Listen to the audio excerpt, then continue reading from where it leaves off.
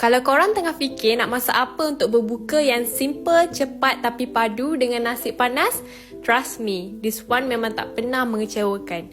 Assalamualaikum and welcome back to Ramadan series with Adila. Satu hari, satu resepi selama 30 hari Ramadan. Hari ni kita masak lauk favourite ramai orang, udang goreng kunyit.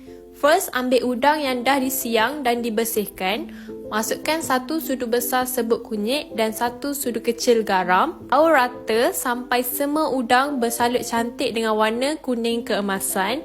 Panaskan minyak dalam kuali. Bila minyak dah cukup panas, goreng udang tadi.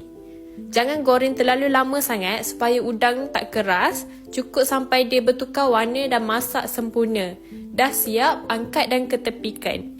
Masukkan setengah biji bawang Holland yang dah dihiris dan 3 ulas bawang putih yang dicincang halus.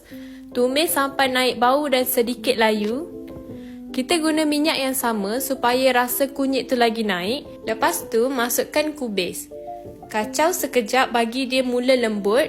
Kemudian tambah carrot yang dah dihiris. Sekarang kita perasakan. Masukkan 1 sudu sos tiram, sedikit sos dan sedikit serbuk perasa. Kacau rata dan goreng sampai kubis dan carrot masak. Akhir sekali, boleh masukkan semula udang dan gaul bersama sayur supaya semua rasa sebati.